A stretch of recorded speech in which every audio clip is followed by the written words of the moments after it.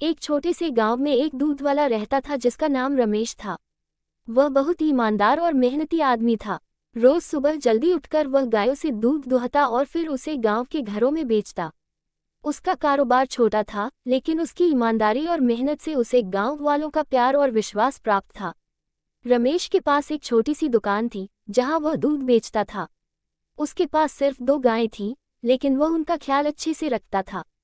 गायों का अच्छा आहार, स्वच्छता और प्यार से वह हमेशा अच्छा दूध निकालता था। रमेश का मानना था कि अगर गायें खुश रहेंगी तो उनका दूध भी उत्तम होगा।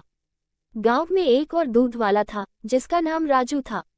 वह अक्सर दूध में पानी मिलाकर बेचा करता था। गांव में कुछ लोग राजू के दूध का सेवन करने लगे थे, लेकिन बहुत जल्दी उन्हें दूध से संबंधित समस्याएं शुरू हो गईं। पेट में दर्द और बीमारी के मामले बढ़ने लगे।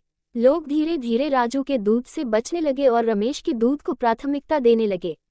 एक दिन गांव में एक बड़ी बीमारी फैलने लगी और लोग बुरी तरह से प्रभावित होने लगे। कई लोग बीमार पड़े और डॉक्टरों ने कहा कि खराब दूध पीने की वजह से ही यह समस्या बढ़ी है। लोग राजू को दोष देने लगे, लेकिन रमेश ने कभी उसकी बुराई नहीं की। उसने हमेशा कहा, हमें किसी की मदद करनी चाहिए, न कि उसे नीचा दिखाना चाहिए। रमेश का ये व्यवहार गांव के लोगों को बहुत अच्छा लगा। उन्होंने देखा कि रमेश का दूध साफ और शुद्ध था, और उसके बाद गांव में किसी ने भी राजू के दूध को नहीं खरीदा। धीरे धीरे राजू भी समझ गया कि ईमानदारी से ही कारोबार किया जा सकता है। उसने रमेश से मार्गदर्शन लिया और अपना काम सही तरीके से शुरू किया। कुछ महीनों बाद गांव में महामारी खत्म हो गई और लोग फिर से स्वस्थ होने लगे। रमेश का व्यवसाय और भी बढ़ गया, लेकिन उसने कभी अपनी मेहनत और ईमानदारी में कोई कमी नहीं की। वह हमेशा कहता, ईमानदारी से कमाई गई रोटी हमेशा मीठी होती है।